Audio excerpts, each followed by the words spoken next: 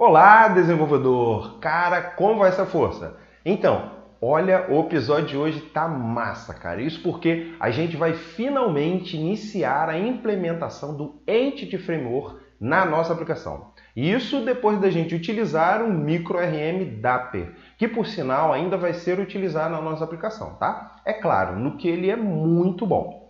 Agora a gente vai brincar com esse ORM completo que a Microsoft criou e mantém, tá? Ele facilita bastante a nossa vida, nos dando velocidade, praticidade também no desenvolvimento de aplicações. Agora, já te falo uma parada, que ele é complexo de entender. Então, já vou te falando para você pegar firme, ou seja, faça perguntas, analise o código do GitHub, compare com o seu e acesse o conteúdo adicional que está lá na plataforma comoprogramarmelhor.com.br.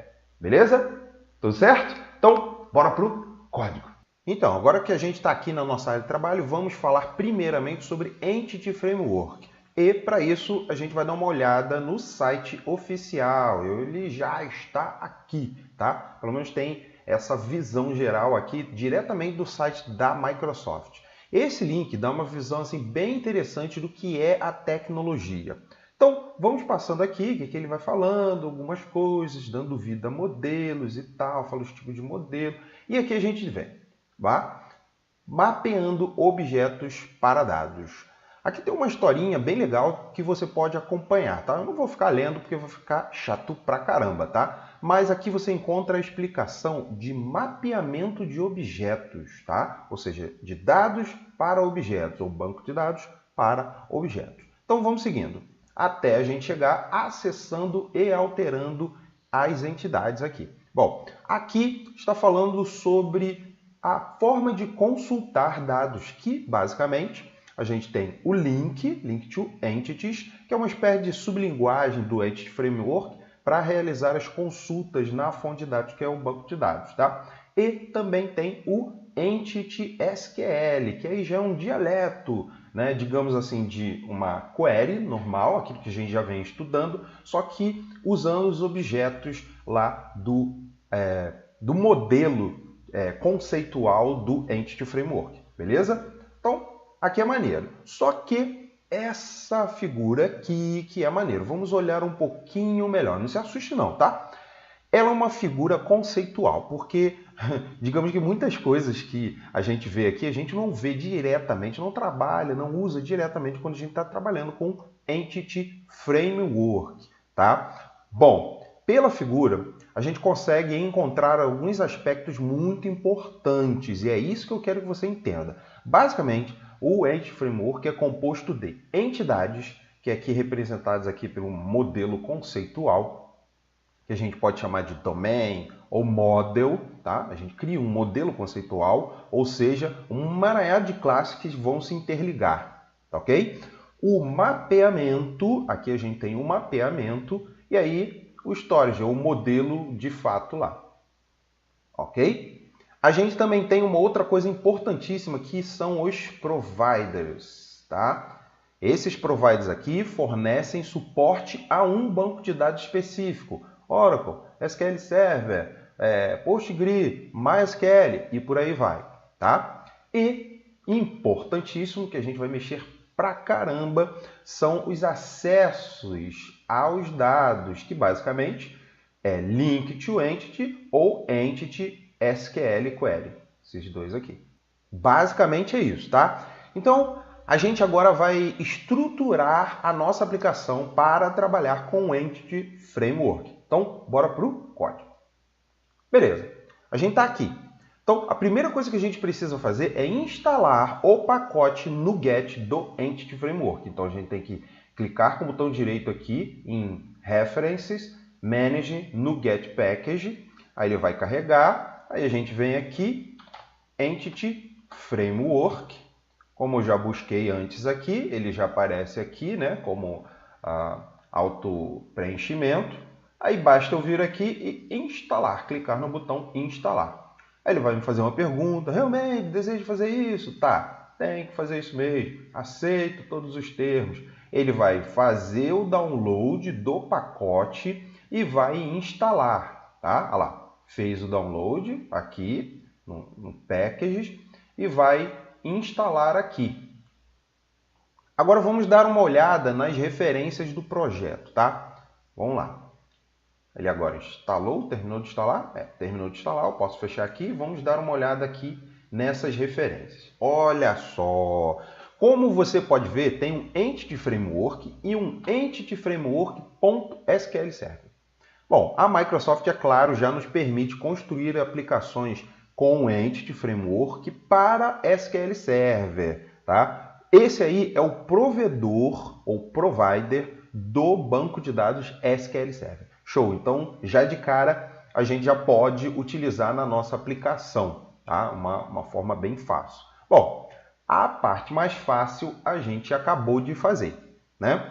Agora, o que a gente precisa fazer? Bom, aí a gente começa a parte da modelagem, tá? A gente vai ao nosso model. Então, vamos lá.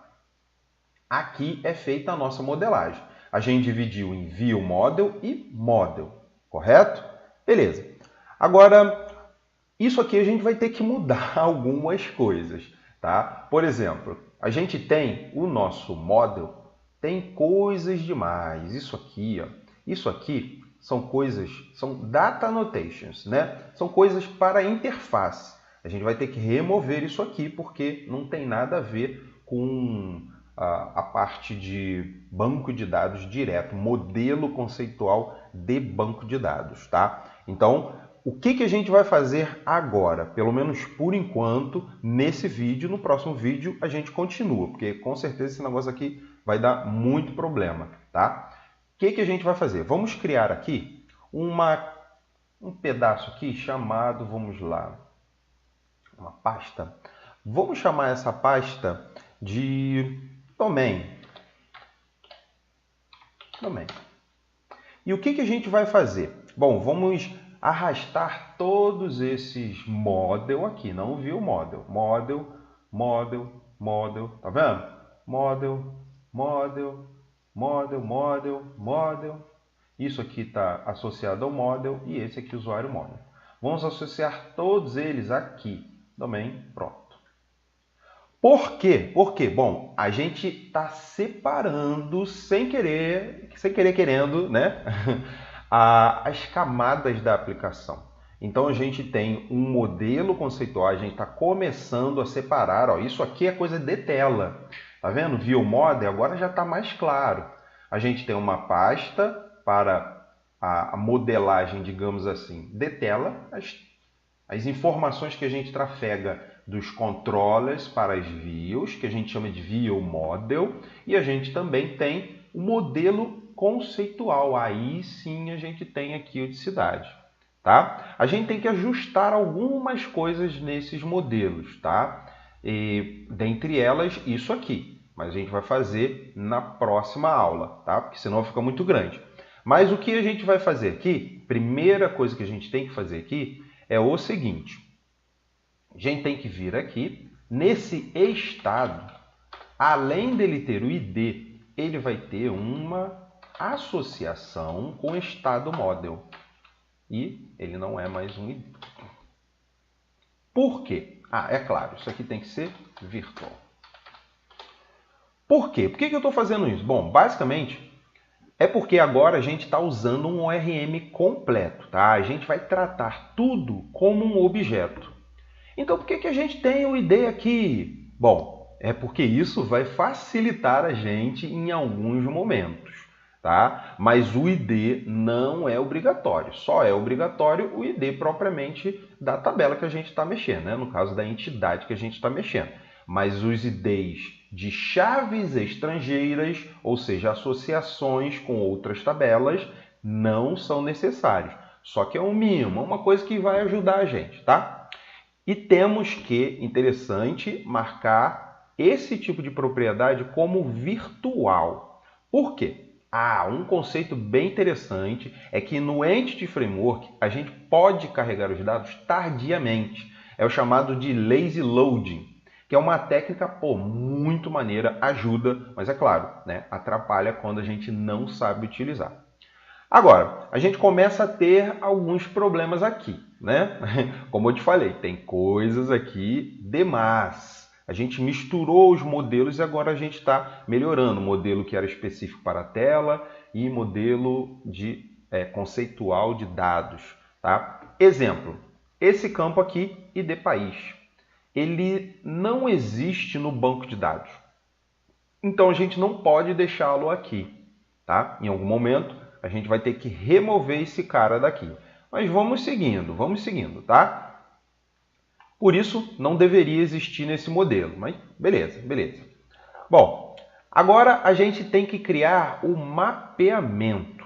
Basicamente, existem duas maneiras da gente mapear esses objetos em banco de dados, digamos assim. A primeira delas é utilizando anotações parecidas com essas aqui. A gente chegaria aqui, por exemplo, essa aqui a gente diria que é uma anotação, acho que é primary key.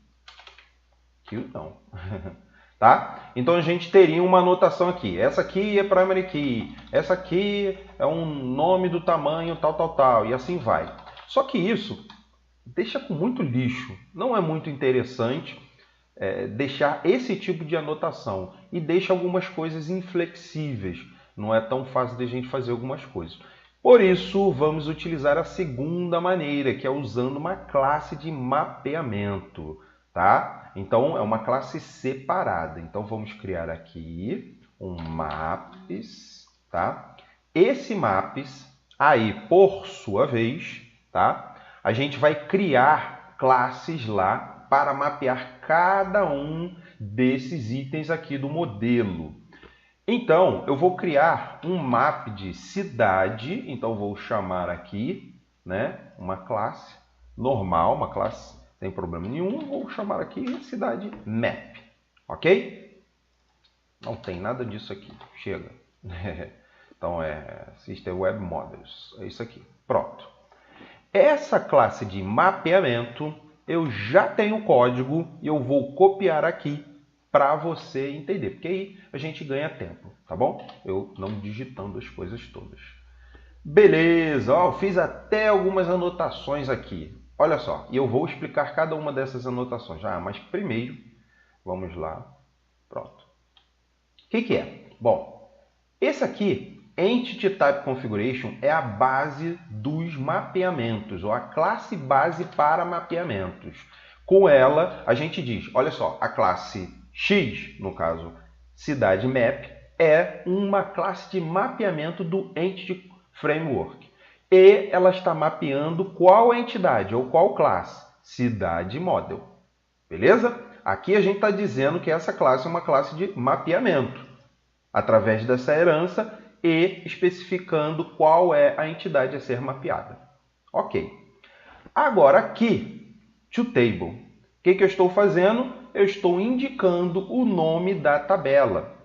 Que no caso aqui, eu até coloquei TBL, mas não é. No nosso modelo, como a gente vai aproveitar o nosso modelo, não tem TBL antes, né? É só cidade, tá? Aí aqui eu estou dizendo que a primary key, ou chave primária, é esse campo ID.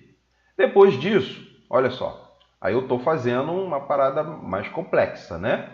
Eu estou dizendo que a propriedade ID, estou usando o lambda, tá vendo? Tem o nome de coluna ID. Se eu não fizer isso aqui, ele vai deixar o Entity Framework, se eu não fizer hasColumnName, o Entity Framework vai deixar ID com I maiúsculo e D minúsculo, ok? Eu quero tudo minúsculo. Eu estou, assim, convencionando ter tudo minúsculo, tá? E eu estou dizendo que esse campo ID, ele é um autogerado, tá? Um autoincremento do tipo Identity, que é o Identity que a gente tem usado lá para definir a primary key das nossas tabelas, tá ok? Aqui eu estou fazendo a mesma coisa, estou dizendo o campo nome tem o nome, tudo em minúsculo, tá? Só que aqui eu estou especificando o quê? Eu estou especificando o tamanho. Então, qual é o tamanho? 30 de caracteres. 30 caracteres e obrigatório, is required, tá? Olha que legal. Aí depois, ele é um campo ativo, né? Aquele campo que a gente tem lá, o nome do campo e isRequired. Eu não disse o tamanho porque ele é um boolean. Então, né? Ele é um boolean, então não tem tamanho. É isso ali mesmo. Agora aqui, olha que maneiro, né? A gente está dizendo a propriedade id. O nome do campo é id estado, beleza? Id estado e é obrigatório. Pronto. Agora, esse ponto aqui é bem interessante. Por quê? Porque aqui eu estou dizendo o nome do campo que vai conter lá na tabela. Só que aqui eu estou fazendo a associação da entidade, dessa própria entidade, né? Cidade model com estado. Então, aqui eu estou fazendo a foreign key, ou a chave estrangeira. Eu estou ligando, eu estou associando a minha cidade model ao meu estado. Como eu estou fazendo isso? Bom, eu estou usando aqui, você pode ver que todos aqui a gente usou property, esse aqui é has required. Tem um has option, tem um has optional. Tá vendo? Se aquilo ali não fosse obrigatório. Só que nesse caso aqui é obrigatório. Então, essa associação, eu preciso, para uma cidade, eu preciso do estado para cadastrar. Tá? Aí eu vou dizer que do outro lado, que é many, né? Esse aqui é o lado 1. Eu tenho um estado e eu posso selecionar N, ou melhor, eu tenho um estado não, eu tenho uma cidade que eu posso selecionar N estados. Tá? Aí que está. Do outro lado, né? Aí eu digo aqui ó, tem, associação. Do outro lado, ele já sabe, mas eu poderia colocar o campo lá do outro lado, o que é, mas não tem muito motivo da gente fazer aqui. Eu só estou dizendo que aqui é o lado 1 e o outro lado, que no caso aqui é estado, né? Vai ser o many, vai ser o muitos. Aí eu estou dizendo, isso aqui é importantíssimo porque a gente está definindo um nome diferente lá para a coluna, tá? E a gente está usando esse id aqui, para essa coluna de id. Então eu estou dizendo qual é a chave primária, ou chave foreign key, né? Chave primária. E, por fim, eu estou dizendo que ele não vai aplicar o delete cascade, ou seja, se eu apagar esse cidade aqui, ele deveria apagar o estado. Não, né? Não tem nada a ver. Então, estou dizendo já aqui que não. Como você pode ver, cara, tem umas coisas aqui interessantes, né? Tem bastante coisa aqui. A gente deve criar agora, depois que a gente fez esse mapeamento, uma outra classe muito interessante, que é o contexto do banco de dados. Onde a gente vai criar? Bom, a gente pode criar diretamente, vamos dizer que vamos criar no normalmente a gente coloca vamos criar aqui no domain mesmo, tá? Porque está mais próximo do domínio. Então vamos criar um contexto banco de dados, texto BD, tá bom? E eu também tenho essa classe aqui, ela também está comentada e eu vou falar para você. Ah, moleque, olha só. Bom, primeira coisa é isso aqui. É a classe de contexto do banco de dados. Ou seja, é aquilo que vai se conectar diretamente. É o orquestrador, aquele cara que te ajuda a conectar no banco de dados. Ou seja, a gente não vai mais precisar ficar criando toda hora uma connection string com a conexão e tudo e tal. A gente vai sempre utilizar o dbContext, que ele vai gerenciar a conexão. Tá bom? Isso é muito importante. Aí a gente tem aqui no construtor a definição da string de conexão. Então, ó, tá vendo? Principal aqui é exatamente essa que está aqui, ó, principal. Se for uma diferente, tem que mudar o nome lá, tá? Então isso é específico, tá vendo, né? Agora o que a gente tem aqui? Bom, isso aqui é muito importante. Esse onModelCreate é o momento que a gente faz o mapeamento dos domains ou models, né?